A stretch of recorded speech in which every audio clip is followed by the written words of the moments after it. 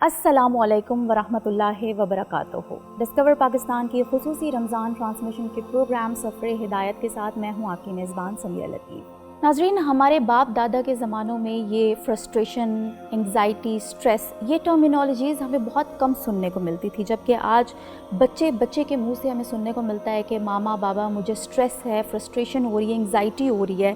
آخر یہ المیہ کیوں ہیں اور اس کا قرآنک حل کیا ہے، یہ ہم جانیں گے ڈاکٹر صاحب سے۔ السلام علیکم ورحمۃ اللہ وبرکاتہ۔ وعلیکم السلام ورحمۃ اللہ وبرکاتہ۔ ڈاکٹر صاحب، جو والدین ہوتے ہیں وہ بچوں کو نو نہیں کرتے، جس کی وجہ سے وہ بڑے ہو کے چیزیں شیئر نہیں کرتا، لیکن دوسری جانب جب بچے والدین سے ہمارے معاشرے میں ناراض ہو جاتے ہیں تو والدین کی یہ اپروچ ہوتی ہے کوئی بات نہیں، کچھ دن اکیلا رہے گا، خود ہی صحیح ہو جائے گا، اور اسی دوران بچے کی یہ ایکسپیکٹیشن ہوتی ہے کہ والد صاحب یا والدہ میرے پاس آئیں گی، مجھے منائیں گے یہ لوگ، اور وہ نہیں آتے۔ پھر اس کا جو سٹریس ہے، ڈپریشن ہے، وہ بڑھتا چلا جاتا ہے۔ تو مجھے بتائیے گا کہ کتنا ضروری ہے والدین اور بچوں کے درمیان ایک فرینڈشپ کا جو تعلق ہے اور ان کو منانا، چاہے ضروری نہیں ہے کہ بچے ہی والدین کو منائیں، والدین بھی بچوں کو منا سکتے ہیں۔ بہت اچھا آپ کا سوال ہے۔ پہلی جو نرسری ہے بچے کی، وہ ماں کی گود ہے۔ ایک ماں کی ذمہ داری ہے، ایک باپ کی ذمہ داری ہے۔ آج ہمیں دونوں کو اپنی ذمہ داری بھی یاد دلانے کی ضرورت ہے۔ آج ہمیں والدین کے لیے بھی کاؤنسلنگ کی اور سیشنز کی بھی ضرورت ہے کہ کچھ ایسی کلاسز اس کا انعقاد کیا جائے کہ والدین کو فرائض کی یقین دہانی اور ان کو توجہ دلوائی جائے کہ والدین کی ذمہ داریاں کیا ہیں، اور ان کو سکھایا جائے کہ ایک ماں سے بچے کو کیا توقع ہوتی ہے۔ جب بچہ بچپن میں جب اپنی ڈیمانڈ کرتا ہے تو ماں نے کیسے پوری کرنی ہے، اور جب بچے کو نیچرلی کیا چاہیے، والدین سے محبت چاہیے، اسے کنسنٹریٹڈ ٹائم چاہیے، اسے فوکس چاہیے، اسے پیار چاہیے، اس کو رحمت چاہیے، اس کو ایک پیشنٹ ہیئرنگ چاہیے۔ اب جب اس عمر میں نہ والدین کاؤنسلنگ کے عادی ہوتے ہیں، وہ سمجھتے ہیں کہ میری social life is more important than تربیت اولاد، وہ سمجھتے ہیں کہ بچوں کی گرومنگ سے زیادہ میرا کیریئر امپورٹنٹ ہے، وہ سمجھتے ہیں کہ میری سوشلائزیشن بچوں کی تربیت سے زیادہ امپورٹنٹ ہے، مگر آگے نقصان یہ ہوتا ہے کہ بچہ اپنی آئسولیشن میں وہ بڑا ہو رہا ہوتا ہے۔ اس کا اور اس کے والدین اور خاص طور پہ باپ کے درمیان ایک جنریشن گیپ ڈیولپ ہو رہا ہوتا ہے، اور بعض اوقات یہ ہوتا ہے کہ باپ اور بیٹوں کے درمیان جنریشن گیپ ڈیولپ ہو چکا ہوتا ہے۔ بچے کچھ چاہ رہے ہوتے ہیں، والدین کچھ اور چاہ رہے ہوتے ہیں، والدین اپنے انداز سے سمجھاتے ہیں اور بچے وہ نہیں سمجھ پاتے، تو ڈفرینس آف اوپینین بھی ہو جائے۔ ادب اختلاف ہمیں کہتا ہے کہ بڑے پیار سے، لاجک سے، بڑے منطق سے، بڑی مثالوں کے ساتھ سمجھانا چاہیے، مگر آج بدقسمتی سے ہمارے والدین کا رویہ یہ ہے، کچھ والدین کا یہ رویہ ہے، وہ سمجھتے ہیں جو منہ سے نکال دی اس پر عمل ہونا چاہیے۔ آج کے بچوں کو پیار سے سمجھایا جا سکتا ہے، لاجک سے سمجھایا جا سکتا ہے، مثالوں سے سمجھایا جا سکتا ہے، منطق سے سمجھایا جا سکتا ہے، اور کچھ ایسے والدین بھی ہیں جو پوری تفصیل سے شرح و بسط کے ساتھ وہ بچوں کو وہ تمام تجربات زندگی سے گزارتے ہیں۔ اور میں اپنی ذاتی مثال یہ دوں گا، ہم نے اپنے بچپن سے یہ عمل دیکھا ہے کہ حضور سیدی شیخ الاسلام کہ وہ جب بھی گھر تشریف لاتے تھے، وہ گھر کی ٹیبل پر ایک کوالٹی ٹائم دیتے تھے، اور کھانے کی ٹیبل پہ اگر ہم بیٹھتے تھے تو وہ سارا دن کے جتنے واقعات ہوتے تھے، وہ ایک ایک ایونٹ من و ان وہ ہمارے سامنے ہمیں سناتے تھے۔ ماشاءاللہ۔ پہلے جو مشکلات ہوتی ہیں، کسی نے کوئی سوال کیا ہو، پہلے وہ سوال رکھتے ہیں، پھر اس کا جواب جو خود عطا کیا ہو من و ان 100% اسی انداز سے ہمیں وہ جواب بھی سناتے ہیں، تاکہ ہم سوال سننا بھی سیکھ سکیں اور اس کا جواب دینا بھی سیکھ سکیں۔ کیا بات ہے۔ اب ان کی مصروف لائف دیکھیں، مگر اس میں سے بھی وہ ایک وقت نکالتے ہیں، پھر فون کرتے ہیں، پھر ویڈیو کال کے ذریعے سے وہ ہمارے ایکسپریشن بھی دیکھنا چاہتے ہیں، وہ ہمیں دیکھنا چاہتے ہیں کہ کس حال میں ہیں، چہرہ کیا بتا رہا ہے، کس کیفیت میں ہے، پھر وہ اپنی واقعات شیئر فرماتے ہیں، پھر ان کے تجربات سے ہمیں آگاہ فرماتے ہیں۔ پھر کیا کرتے ہیں، پھر وہ پوچھتے ہیں بیٹے آپ کا دن کیسا رہا، پھر کیا کوئی خاص بات ہے، اور جو ہم نہیں بتانا چاہ رہے ہوتے وہ بھی ہم بتاتے ہیں، اور اس میں سے جو ہم نے صحیح کیا ہوتا ہے پھر اس کا جواب دیتے ہیں، اور اگر اس میں سے مزید اگر اس میں بہتری کے کوئی امکان ہوتے ہیں یا کوئی बेहतरी की कोई गुंजाइश होती है तो फिर हमें बताते हैं कि बेटे इस तरह कर लें, इस तरह कर लें, इस तरह कर लें। मसलन मुझे अलग फ़ोन आता है, डॉक्टर हुसैन साहब को अलग फ़ोन आता है, कभी हमें जॉइंटली आता है, फिर पूछते हैं आपके सारे दिन के और क्या वाक़यात गुज़रे, ये इवेंट कैसे गुज़रा, ये इवेंट कैसे गुज़रा। अगर एक अमल हुआ है पूछते हैं बेटे ये कैसा हुआ, हमारी राय लेते हैं। यहाँ तक कि जो मेरे बेटे हैं छोटे शेख अहमद मुस्तफ़ा अल अरबी, जब वो छोटे होते थे वो एक सवाल करते थे, आप बड़े आराम से सुकून से इस तरीके से जवाब देते थे जैसे कोई 40 साल किसी शख्स को, किसी मैच्योर शख्स को जवाब दिया जाए। अपनी सवाने हयात में से अपने वाक़यात बचपन के इतने प्यार से सुनाते हैं, समझाते हैं, फिर उसकी लॉजिक समझाते हैं, उसकी मंतिक समझाते हैं, फिर जो जवाब बचपन में आज से 40 साल पहले दिया होता है वो जवाब सुनाते हैं ताकि आज की औलाद, आज की नस्ल उनकी सोबत से सीख सके। फिर उसके बाद अगर कहीं डिफरेंस ऑफ ओपिनियन है उसका तरीका भी सिखाते हैं। अगर किसी से डिफ़र करना है तो कितने खिलते हुए चेहरे के साथ, फ़रहत के साथ, प्यार के साथ, आहिस्तगी के साथ उसको डिफ़र करना है, उसका तरीका भी खुद सिखाते हैं। यहाँ तक कि वो कभी कमरे में दाखिल हो जाएं और रैपर पड़े हों नीचे और हम ना उठा सके हों, तो आप कभी भी जलाल से या गज़बनाक होकर ये नहीं फरमाते बेटे ये क्या है, क्यों नहीं उठाया आप, बल्कि हिकमत ये है कि आप ख़ुद आकर कई दफ़ा ख़ुद अपने हाथों से उठाते हैं ताकि हमें शर्मिंदगी हो कि ये वो काम है जो हमें करना चाहिए था, मगर कितने प्यार से खुद करवा। क्या बात, क्या बात। ये वो तरीक़ाकार है जो हमने अपनी आँखों से देखा, ये वो तरबियत है जो हम पा रहे हैं, और ये वो प्रोसेस है जो हम अपनी आँखों से देख रहे हैं और अपनी औलादों और अगली नस्लों को तरबियत के काबिल हो रहे हैं। अगर इन एग्जाम्पल्स को हम अपनी ज़िंदगियों में शामिल करें, हम सीखें कि औलाद को आप कभी एक टूल ना समझें जी, आप एक इंस्ट्रूमेंट ना समझें, उनको एक जीती जागती और शऊर और एहसास रखती हुई एक रूह समझें। ये ना समझें कि जी जो मैंने हुक्म दे दिया वो उस पर अमल करें तो औलाद है, और अगर मेरे हुक्म पे अमल ना किया तो नाफरमान है। नहीं, नाफरमानी का ये पैमाना नहीं है। सवाल ये पैदा होता है क्या हमने अदब सिखाया, क्या हमने तरबियत की, क्या हमने लॉजिकली उनको समझाया, क्या बचपन में उंगली पकड़ के क्या सोशलाइजेशन करवाई, अपने साथ गैदरिंग में ले गए, अपने दोस्तों से मुलाकात करवाई। जब हम खिताब कर रहे थे तो क्या उनको अपने साथ बिठाया, क्या उनको पेशेंट हेयरिंग सिखाई। जब हम किसी नशिस्त में बैठे थे, सवाल जवाब की नशिस्त थी, लोगों को जवाब दे रहे थे, क्या तहम्मुल के साथ, बर्दाश्त के साथ हमने सवालों का जवाब देना उन्हें सिखाया। बिल्कुल। क्या हमने जब मेल जोल कर रहे थे, लेन देन कर रहे थे, जब बिज़नेस कर रहे थे, क्या अपनी शॉप में ले जाकर उनको बिठा कर दिखाया कि बेटे ऐसे लेन देन करते हैं। जब हम दोस्तों में बैठ के खा रहे थे, क्या अदब अदाब से हमने उनको खाने का तरीका और सलीका सिखाया। अगर हमने वो सही की ही नहीं, वो कोशिश की ही नहीं, तो फिर अब पछताए क्या जब चिड़ियाँ चुग गई खेत। अगर आज इस प्रोग्राम के ज़रिए से कुछ वालिदैन ये बात सुन रहे हैं और ये बात अगर उनके दिल को लग रही है, तो मेरी रिक्वेस्ट ये होगी कि खुदारा अपना वे ऑफ लाइफ को बदलने की कोशिश करें, और अब आज से जिनकी औलाद जवान हो रही है, अपने लिए नहीं, अपनी औलाद के लिए जीना सीखें। इस तरह से स्ट्रेस जो होगा वो भी घर में नहीं जन्म लेगा। डॉक्टर साहब, चूँकि हम स्ट्रेस की बात कर रहे हैं तो एक जो बड़ा बेसिक रीज़न हमें नज़र आता है वो है जी सोशल मीडिया एडिक्शन।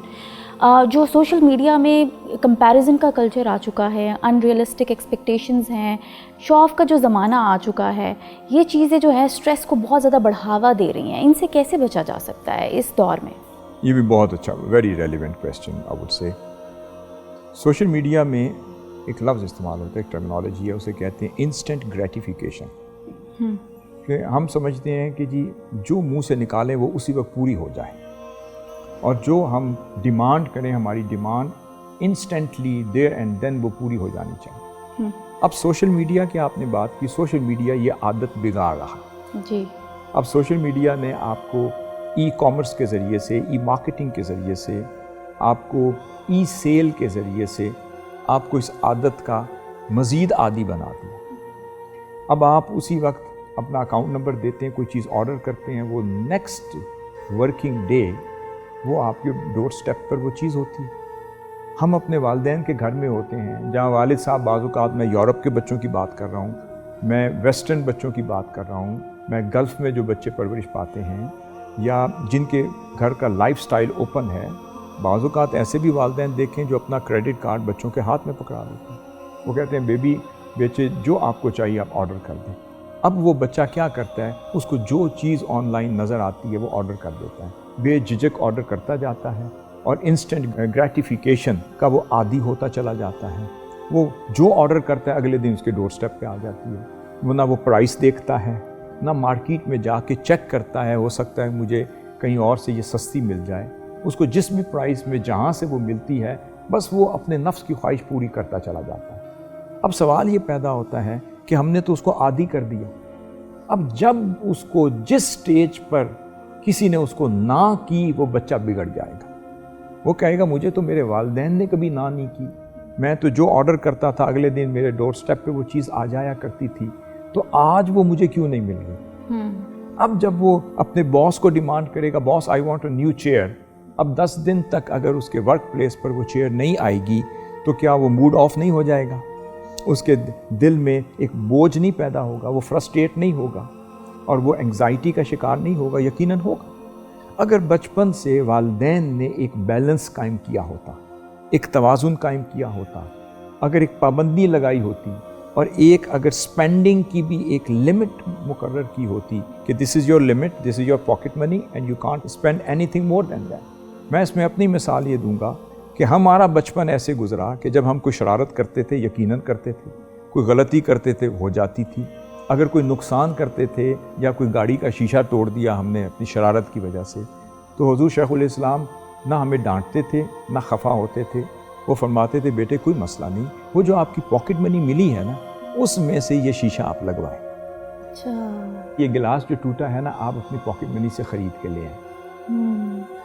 اس کا مطلب ہے کہ اگر شروع سے یہ تربیت ہو، یہ احساس دل میں ڈال دیا جائے کہ اگر اچھا کریں گے تو اپریسیشن ہوگی، اگر برا کریں گے تو پھر اس کی کمپنسیشن بھی ہوگی اور اس کا مواخذہ بھی ہوگا۔ اگر اکاؤنٹیبلٹی کا خوف بچپن سے بچے کے ذہن میں ڈال دیا جائے اور ساتھ یہ بات کہ جو بھی نعمت دیتا ہے وہ اللہ رب العزت کی بارگاہ سے ملتی ہے، اگر شکر گزاری کی یہ کیفیت بچپن سے پیدا ہو جائے کہ بیٹے شکر ادا کرو کہ اللہ نے اس گھرانے میں پیدا کیا، اس شخصیت کو آپ کا باپ بنایا، اس ہستی کی صحبت آپ کو عطا کی، ایسا گھر دیا کہ آپ زبان سے جو نکالتے ہیں وہ پورا کرتے ہیں، تو بیٹے کیا کرو اللہ کے حضور زیادہ سجدہ کیا کرو، زیادہ شکر ادا کیا کرو، زیادہ اس کی بارگاہ میں عاجزی و انکساری کے ساتھ پیش آیا کرو۔ میں اس کی ایک بڑی خوبصورت مثال دیتا ہوں کہ ایک روز شیخ سعدی الشیرازی وہ سفر کر رہے تھے، وہ اپنا واقعہ بیان کرتے ہیں کہ سفر کے دوران جمعے کا وقت آ گیا، وہ جمعے کی نماز کے لیے مسجد میں تشریف لے گئے اور اپنے جوتے اپنے شوز انہوں نے باہر آرام سے ڈور سٹیپ پہ چھوڑ دی۔ جب وہ واپس آئے تو دیکھا تو ان کے جوتے غائب تھے، کوئی چوری کر گیا۔ اس وقت انہوں نے اپنی آنکھ اوپر اٹھائی اور ایک شکوہ کیا اللہ کی بارگاہ سے اور کہا کہ مولا جو تیرے گھر میں نماز کے لیے داخل ہو جائے تو اس کے ساتھ یہ حال کرتا ہے کہ اس کے جوتے ہی چوری ہو جائیں۔ فرماتے ہیں یہ کہنے کی دیر تھی کہ اچانک میری نگاہ پڑی تو بادشاہ وقت کا بیٹا سامنے سے آ رہا ہے اور اس کا لشکر اس کے ساتھ ہے، دنیا کی ہر فیسلٹی اس کے پاس ہے، 10 نہیں 100 نہیں 1000 جوتیاں وہ خرید سکتا ہے۔ جب میں نے نیچے دیکھا تو پہننے کے لیے پاؤں ہی نہیں تھے، وہ معذور تھا، بیساکھیوں پہ چل کے آ رہا تھا۔ میں اسی وقت خدا کے حضور جھکا اور تائب ہو گیا اور توبہ کر لی، عرض کیا مولا میں تیری بارگاہ کا شکر ادا کرتا ہوں، چلو جوتے میرے چلے گئے مگر چلنے کے لیے پاؤں تو ہیں۔ وہ بادشاہ کا بچہ 1000 جوتے خرید سکتا ہے مگر چلنے کے لیے پاؤں ہی نہیں، جوتے کا کیا کرے گا؟ میں اسی وقت شکر گزار ہو گیا۔ آقا صلی اللہ علیہ وسلم کی حدیث مبارک ہے کہ جب دنیا داری میں کسی کو دیکھو تو اپنے سے کم تر شخص کو دیکھا کرو، بالکل، اور اگر دینداری میں کسی کو دیکھو تو اپنے سے اعلیٰ اور عرفہ اور زیادہ تقوی والے اور زیادہ اطاعت والے شخص کو دیکھا کرو، تاکہ اس کی اطاعت کو دیکھ کر تم اپنی اطاعت کو، فرما برداری کو، اپنی عبادت کو بڑھاؤ۔ اور اگر دنیا داری میں دیکھو تو پھر اپنے سے کم شخص کو دیکھو، اپنے لیول پر دیکھو گے یا اپنے سے اعلیٰ کو دیکھو گے، اس کے ہاتھ میں گوچی ہوگا، ارمانی ہوگا، پراڈا ہوگا، اس کے ہاتھ میں لوئی وٹون کا بیگ ہوگا، بالکل، اور اس کے ہاتھ میں باس کا بیگ ہوگا۔ تو ہم کہیں گے واہ بھائی واہ،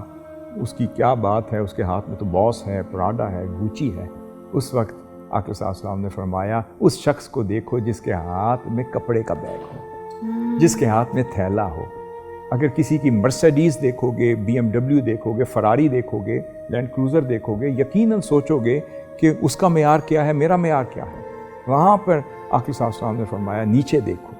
اس شخص کو دیکھو، میں مثال دے رہا ہوں، اپلائی کر رہا ہوں، اس شخص کو دیکھو جس کے پاس سزوکی ہی نہیں ہے، وہ تو موٹر سائیکل پہ چل رہا ہے۔ اور اگر آپ موٹر سائیکل پر ہیں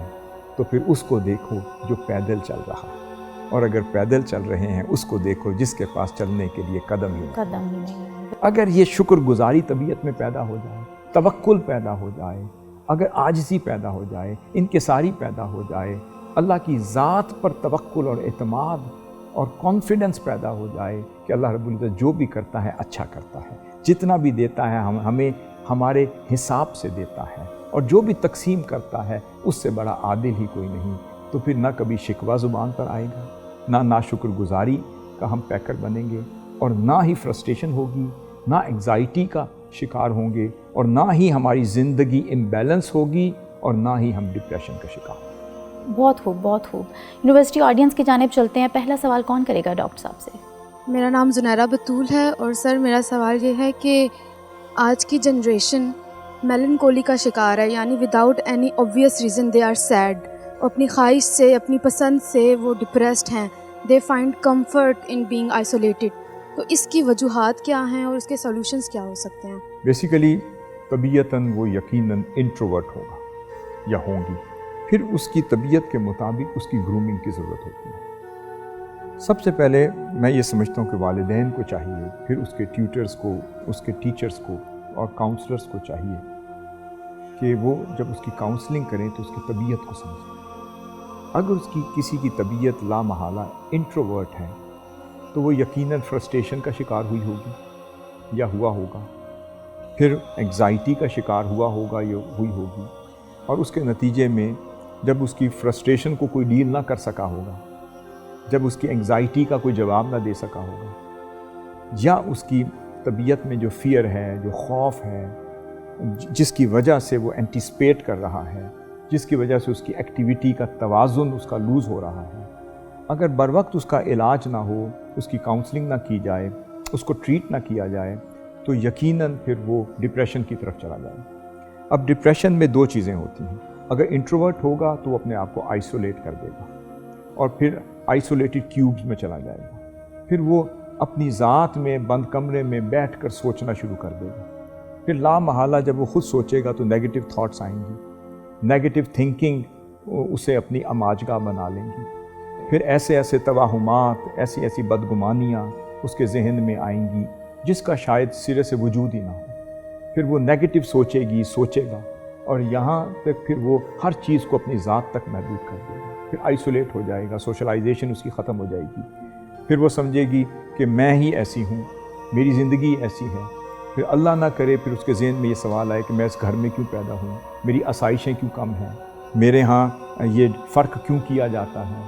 پھر اس میں اگر اللہ نہ کرے اخلاقی قدروں میں کمی رہ گئی ہو تو پھر وہ حسد کا شکار بھی ہو سکتا ہے اور ہو سکتی ہے، پھر دوسرے لوگوں سے وہ حسد کرے گی، پھر اس کے نتیجے میں اپنے آپ کو کم تر وہ محسوس کرنے لگ جائے گی یا لگ جائے گا، پھر وہ سوچے گا یا سوچے گی کہ شاید میرے ساتھ ہی یہ ناانصافی ہوتی ہے، میری ماما میرے ساتھ ہی ایسے کرتی ہیں، میرے بابا میرے ساتھ ہی ایسے کرتے ہیں، میرے ٹیچر میرے ساتھ ہی یہ ڈسکریمنیشن کرتے ہیں۔ اب یہ اس کے اپنے خود ساختہ توہمات ہیں،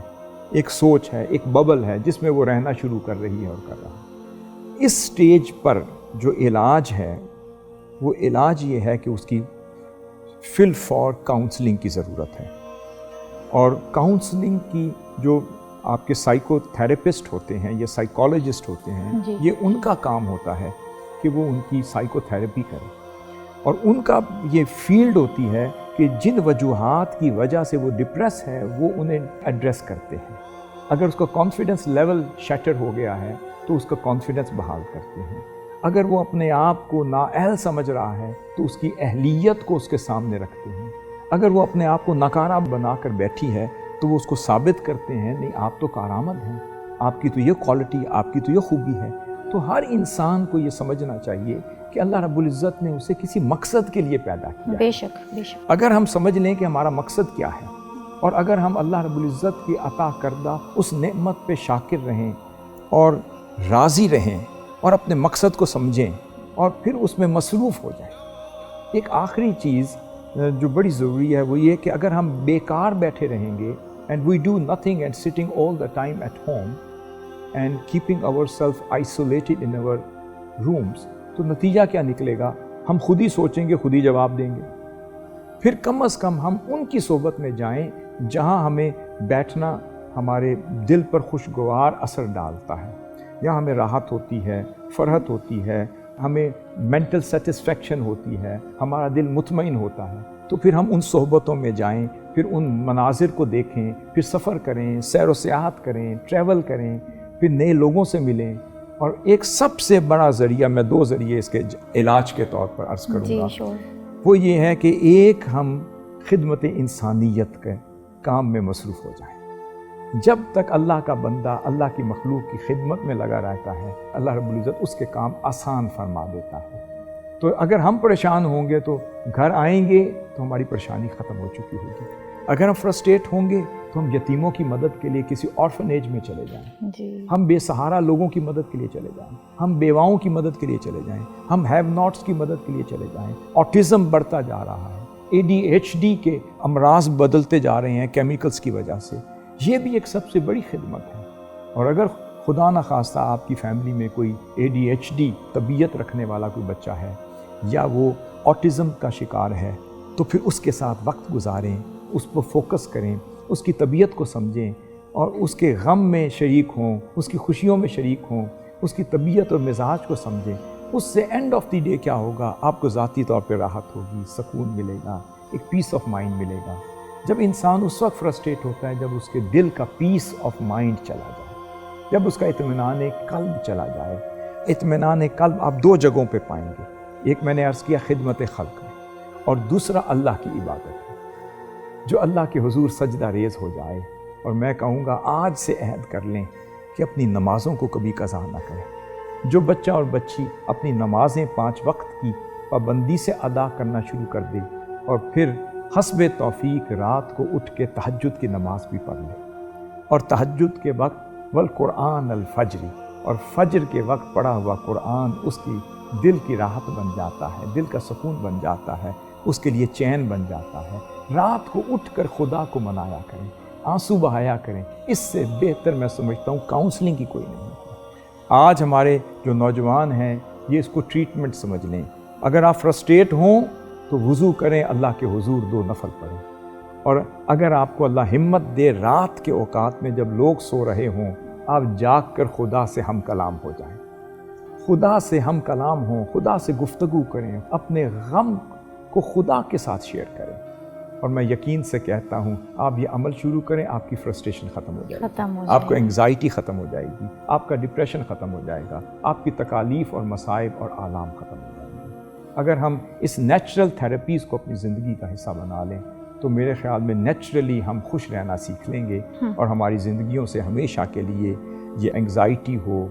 یا ڈپریشن ہو یا فرسٹریشن ہو، وہ سب چلا جائے گا. بے شک بے شک. بہت شکریہ ڈاکٹر صاحب اپنا وقت دینے کا اور ہم سب کی رہنمائی فرمانے کا. بہت شکریہ. امید ہے آج کے ایپیسوڈ سے آپ نے اسٹریس، فرسٹریشن، انگزائٹی اور ٹینشن جیسی بیماریوں سے لڑنے کے لیے بہت سے طریقے سیکھ لیے ہوں گے. آپ سے ملاقات ہوگی اب اگلی ایپیسوڈ میں. اپنا بہت سا خیال رکھیے گا اور دیکھتے رہیے گا ڈسکور پاکستان.